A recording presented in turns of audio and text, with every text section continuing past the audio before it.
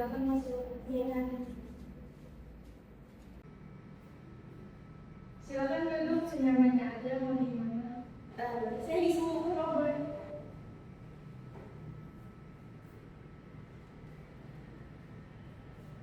Ya, jadi di sini sudah tersedia air minum dan makanan, dan bisa juga mungkin nanti bisa dipakai. Oke, Kak, terima kasih. Nah, bagaimana tadi di perjalanan? Lumayan lancar sih Kak, cuma memang karena di siang-siang, jadi agak panas. Perkenalkan, nama saya Nurmania. Saya yang akan mendampingi proses proyek hari ini. Sebelum kita mulai, boleh kamu memperkenalkan diri terlebih dahulu? Nama saya Sofi, saya mahasiswi semester 9 jurusan YK. Oke, baik, terima kasih. Kita senang bertemu dengan Sofi. Sebelum kita mulai, saya ingin menjelaskan bahwa semua yang kamu ceritakan dorongan ini bersifat rahasia. Saya tidak akan menceritakan isi pembicaraan kita kepada siapapun tanpa persetujuan kamu. Jadi kamu bisa bercerita dengan nyaman. Apakah kamu bersedia mengikuti proses konseling ini? Ya, bersedia. Terima kasih. Kalau itu, bagaimana kamu hari ini? Sejujurnya saya sedang merasa kurang baik Kak. Oke, terima kasih ya karena sudah jujur menyatakan perasaan kamu.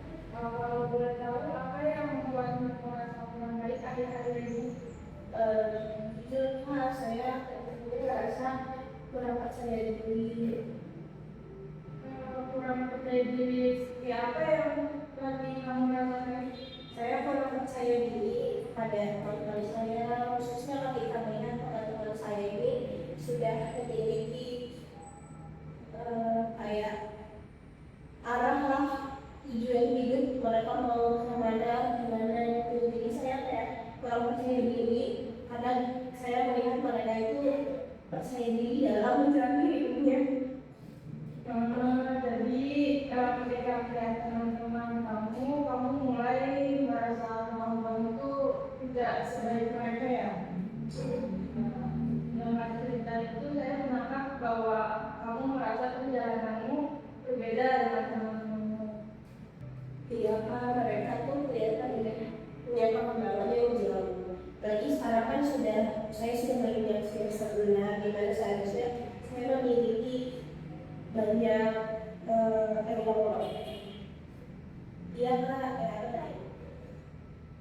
iya Kak, saya merasa mereka tuh udah kelihatan berkembang sangat jauh. Apalagi sekarang kita sudah di semester 6, mereka juga kelihatan udah punya bekal untuk masa depan mereka, khususnya dalam bidang kami.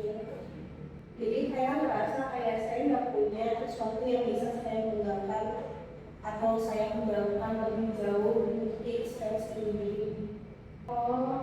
Ketika kamu mengatakan belum punya sesuatu yang bisa dibanggakan, apa sih sebenarnya yang terlintas di pikiranmu? Saya merasa saya nggak punya pencapaian dan prestasi di bidang manapun. Jadi kayak usaha yang selama ini saya lakukan, misalnya saya belajar informasi dan segala macam itu nggak menghasilkan sebuah prestasi apapun. Jadi saya merasa ya saya nggak punya sesuatu yang bisa saya lakukan. Jadi kamu merasa apa yang sudah kamu lakukan itu belum memiliki nilai di mata kamu sendiri? Iya Kak, padahal saya merasa porsi belajar saya dan teman-teman saya yang lain itu sudah setara, sudah semandiri. Kami suka belajar bareng, diskusi bareng. Kami seringkali bertukar pikiran untuk melakukan sesuatu, tapi rasanya kok mereka punya lebih banyak kesempatan untuk melakukan sesuatu untuk mendapat sebuah prestasi dari saya yang belum. Jadi saya merasa ya diri saya memang belum cukup. Jadi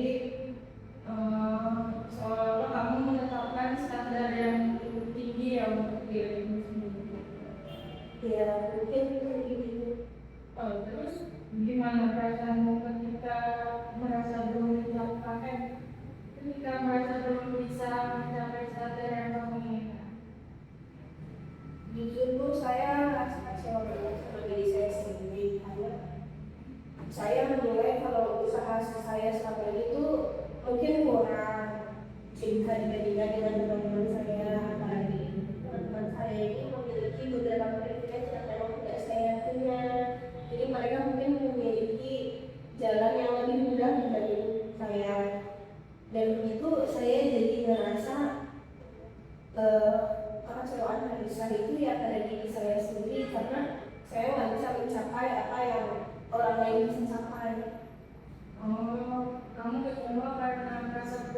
kamu mencapai apa yang kamu harapkan. Tapi kamu pernah nggak bertanya-tanya kenapa kamu nggak bisa jadi kayak mereka? Hampir setiap hari bu, setiap hari kadang saya selalu mempertanyakan itu kepada diri saya sendiri, terutama kalau saya melihat postingan tentang pencapaian mereka, tentang prestasi mereka dan sebagainya yang ada di media sosial. Jadi media sosial juga jadi salah satu hal yang membuatmu kembali membandingkan diri. Betul Kak, ketika saya melihat teman-teman saya mengunggah seperti sertifikat lomba, pertemanan, tentang juara mereka, tentang pencapaian dan segala macam itu, saya langsung merasa minder dan tidak percaya diri untuk melanjutkan video. Nah, apa yang biasanya kamu lakukan setelah muncul perasaan minder itu? Biasanya saya akan langsung menutup aplikasi yang sedang saya gunakan itu, media sosialnya kan langsung saya close. Tapi ya aja pikiran itu masih tetap ada, perasaan gak nyaman, kecewa, minder. Oh, jadi meskipun kamu mencoba buat menghindari, tapi perasaan itu masih tetap ada ya?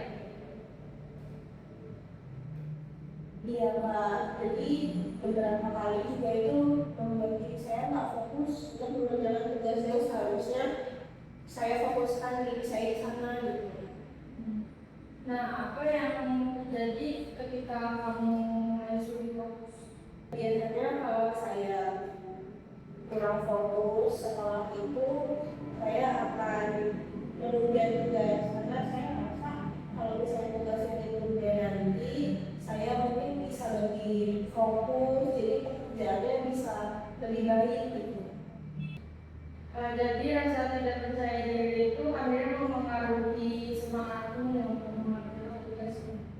Iya Kak, saya mikirnya kan ya karena bisa dikerjakan nanti ketika kondisi saya bagus, tapi ternyata malah membuat tugas-tugas itu tuh menumpuk, jadi saya juga malah kewalahan untuk mengerjakannya.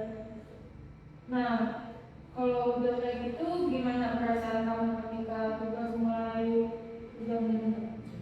Yang pasti saya bakal keteteran banget dan sering merasa apa ya, kayak cemas karena ini yang mana dulu saya harus fokus jadi ini gimana ya ngerjainnya dia selesai, jadi kayak fokusnya itu bukan ke hasil lagi tapi ke gimana pokoknya harus selesai gitu. Dan saya juga jadi sering menyalahkan diri sendiri karena kalau saya nggak bisa ngerjain tepat waktu tuh yang itu. Jadi semakin banyak tugas yang tertunda, semakin besar juga rasa cemas yang kamu rasakan. Nah, selain mempengaruhi tugas kuliah, apa ada hal lain yang ikut berubah? Ada dulu, kalau saya itu dulu sering banget main sama teman-teman saya, tapi kita kan akur banget, akrab, saya sering belajar bareng dan sebagainya. Tapi semenjak saya merasa tidak percayaan diri dan minder segala macam, saya jadi mundur, ibaratnya jadi lebih sering menjauhi mereka dan saya jadi kurang ada waktu ke mereka, kayak nggak ikut kumpul, nggak ikut main, kayak gitu. Terus apa yang membuat kamu memilih jauh dari mereka?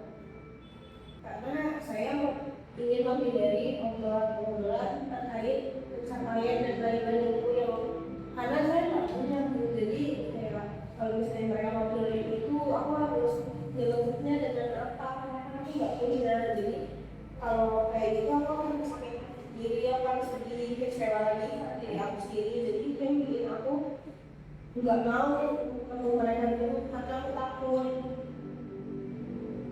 Jadi kamu memilih menjaga jarak dulu ya karena khawatir merasa semakin minder. Iya, untuk sekarang saya lebih nyamannya sih sendiri. Walaupun sebenarnya ya saya tetap kepikiran mereka gimana ya kata aku gitu. Maksudnya awalnya kan emang kita dekat, kita temenan gitu. Berarti di satu sisi kamu milih menyendiri karena tidak membandingkan diri, tapi di sisi lain pikiran itu tetap mengikuti. Iya Kak. Nah, selama ini apakah kamu pernah menceritakan perasaan tersebut kepada orang lain? Belum pernah Kak. Saya tuh mau cerita itu tuh takut karena takut dianggap berlebihan sama orang lain. Oh, jadi kamu selama ini memendam semuanya sendirian. Iya. Nah, saya bisa memahami bahwa memendam semua perasaan itu tentu nggak mudah ya, Kak. Terima kasih karena hari ini kamu sudah mempercayai saya untuk mendengarkan cerita kamu. Iya Kak, terima kasih. Karena saya juga sekarang udah merasa lebih lega, bisa menceritakan semuanya ke Kakak. Saya senang kamu mulai merasa sedikit lebih lega kan sekarang. Pada pertemuan berikutnya nanti kita bisa bersama-sama memahami lebih jauh apa yang sebenarnya kamu rasakan dan bagaimana semua perasaan itu mempengaruhi dirimu. Nah, begitu hari ini terima kasih karena sudah datang. Selamat pagi, senang bisa bertemu lagi denganmu. Bagaimana keadaanmu sejak pertemuan kita yang lalu? Selamat pagi Kak. Perasaan saya masih sama seperti saat pertemuan pertama di mana saya sering lihat saya masih jangan bandingin diri lah dengan teman-teman saya, masih merasa cemas dan kecewa karena diri saya. Tapi setelah pertemuan dengan Kakak di pertemuan pertama itu saya lebih sering mengamati diri saya sendiri dan akhirnya saya mulai tahu kapan sih perasaan ini tuh muncul gitu. Oh, jadi kamu mulai menyadari kapan merasa tidak percaya diri muncul. Iya kan, biasanya rasa-rasa itu tuh muncul setelah saya melihat media sosial atau mendengarkan cerita-cerita teman-teman saya atau sekitar saya terkait prestasi ataupun pencapaian mereka. Nah, apa yang langsung terlintas di pikiran kamu pada saat itu? Situ saya langsung berpikir kalau ya saya nggak bisa apa-apa dan saya belum bisa melakukan apa-apa nggak kayak mereka gitu. Oh, jadi pikiran pertama yang muncul itu adalah kamu merasa dirimu tertinggal jauh. Ya. Iya, rasanya kayak selalu ada di belakang langkah mereka dan itu kan cuma satu langkah kayak beberapa langkah di belakang mereka itu rasanya kayak makin jalan jauh, susah untuk mengejar. Pas pikiran itu muncul, biasanya apa sih yang kamu rasain? Dan saya tuh sering merasa sesek kayak mau nangis gitu loh Kak, dan saya jadi gampang sedih gitu. Perasaan itu ternyata cukup kuat ya sampai mempengaruhi kondisi emosi kamu.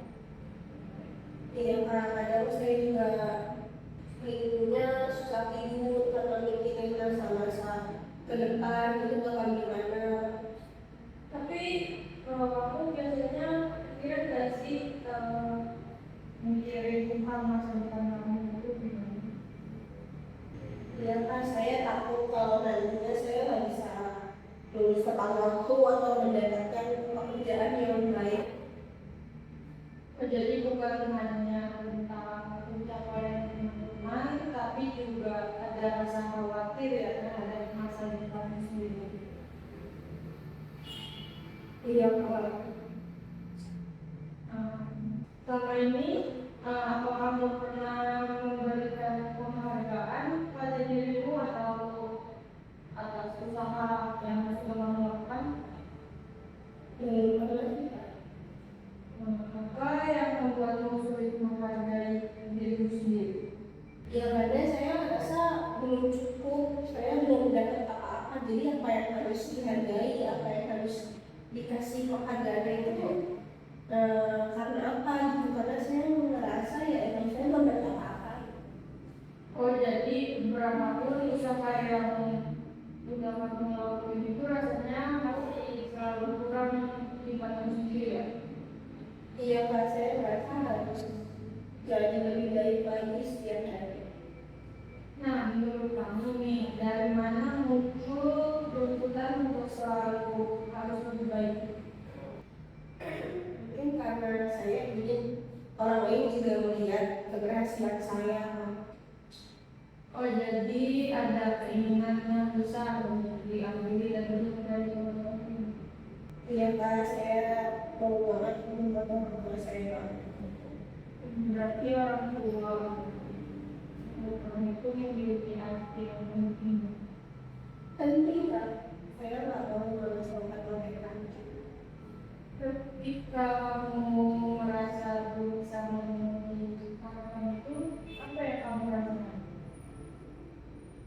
Saya merasa kecewa sama diri saya dan merasa bersalah juga karena orang tua saya tuh udah ngasih segalanya ke saya, terus saya belum bisa melakukan apa-apa untuk mereka. Oh, jadi kamu memikul beban yang cukup besar ya sampai. Iya karena saya kadang ya ada salah terus mikir gitu semua. Setelah kita bicara dari ini, apa yang mulai kamu sadari untuk lakukan? Saya sadar kalau misalnya ternyata saya itu kalau sering menilai diri dan takut sampai orang lain. Jadi selama ini ukuran keberhasilan kamu itu lebih banyak berasal dari apa yang dimiliki orang lain. Iya, saya benar-benar melihat kebenaran diri saya sendiri. Terima kasih sudah mengenali dan mengungkapkan perasaanmu pada hari ini. Karena itu bukan hal mudah ya. Terima kasih juga Kak, saya merasa mulai mengerti kenapa saya sering merasa tidak percaya diri. Selamat siang, senang bisa bertemu lagi dengan Sofi. Bagaimana keadaan Sofi minggu ini? Selamat siang Kak, alhamdulillah saya merasa lebih baik dibanding minggu sebelumnya. Senang mendengar. Menurut kamu, apa yang membuat kamu merasa lebih baik?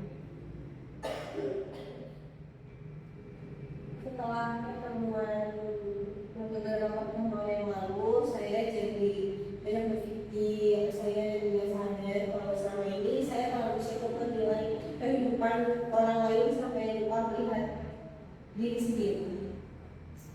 Jadi kamu mulai menyadari bahwa perhatian kamu selama ini lebih banyak tertuju kepada pencapaian orang lain daripada perjalanan sendiri. Iya Kak, saya baru sadar kalau saya itu sebenarnya udah melewati berbagai macam proses. Hanya saja ya memang saya sendiri nggak pernah menghargai proses itu. Jadi, bagaimana perasaan kamu ketika menyadari hal itu? Saya merasa ternyata saya udah seburuk yang selama ini saya pikirkan. Ada perasaan yang lebih bisa menerima diri sendiri? Ya walaupun kadang rasa minder itu masih sering muncul, tapi terkadang saya udah bisa menerima kenyataan dan menerima diri saya sendiri apa adanya. Ketika rasa minder itu muncul lagi, apa yang sekarang ini kamu lakuin? Saya mencoba mengingat kalau setiap orang itu punya waktunya masing-masing, dan saya nggak harus punya waktu yang sama kayak mereka saat ini. Jadi sekarang kamu mulai mengingatkan diri kamu sendiri bahwa perjalanan setiap orang itu berbeda-beda. Betul Kak, itu membuat saya sedikit lebih tenang. Nah, Apa ada perubahan yang kamu rasakan dalam kegiatan sehari-hari? Ada, saya mulai mencoba diskusi lagi dengan teman-teman saya dan lebih fokus mengerjakan tugas daripada memikirkan keseharian mereka. Nah, bagaimana perasaan kamu ketika mulai kembali berinteraksi dengan teman? Awalnya canggung karena saya udah gak kayak sama mereka, tapi lama-lama ya saya merasa nyaman lagi. Saya melihat kamu mulai berani mengambil langkah untuk kembali menjalani aktivitas.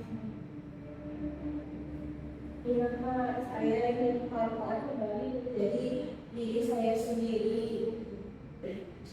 Menurutmu apa hal yang paling berharga yang kamu dapatkan dari proses ini?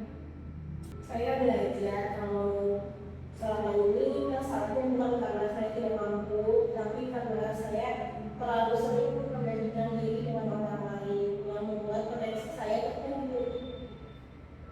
Jadi kamu mulai memahami sumber dari diri yang selama ini kamu rasakan.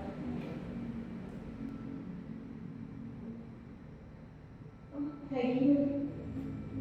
Iya, saya juga belajar bahwa saya perlu jadi berbagai usaha yang sudah saya lakukan dibanding hanya menuntut diri saya untuk mendapatkan hasil yang lain. Bagaimana kamu ingin menerapkan pemahaman itu setelah temuan ini sampai? Saya ingin fokus pada target, mengurangi kebiasaan untuk membandingkan diri dan lebih bersyukur dengan setiap perkembangan yang saya capai walaupun itu sedikit. Mendengar itu saya merasa keputusan tersebut benar-benar muncul dari dalam diri kamu sendiri. Iya Pak, saya ingin berubah karena saya memang ingin hidup lebih tenang, bukan karena hanya dunia orang lain. Saya menghargai proses yang sudah kamu lalui dari pertemuan pertama hingga hari ini. Saya melihat kamu semakin mampu mengenal perasaanmu dahulu, memahami penyebabnya apa dan menemukan apa yang ingin kamu lakukan dirimu. Terima kasih Kak, saya juga merasakan perubahan dalam diri saya. Tentu dalam prosesnya mungkin akan ada saat-saat ketika rasanya itu muncul kembali, namun sekarang kamu sudah memiliki pemahaman yang lebih baik tentang dirimu dan cara menilai. Ya Kak, saya akan berusaha untuk menjelaskan diri saya sendiri bahwa tidak perlu untuk membandingkan perjalanan hidup saya dengan orang lain. Saya percaya kamu mampu menjalani proses itu selama bersama. Terima kasih karena sudah bersedia terbuka dan mempercayai saya selama proses ini. Terima kasih juga Kak, saya merasa jauh lebih lega, lebih tenang, dan lebih percaya pada diri saya sendiri. Saya akan mencoba untuk menjalani semuanya dengan lebih positif. Terima kasih sudah mendengarkan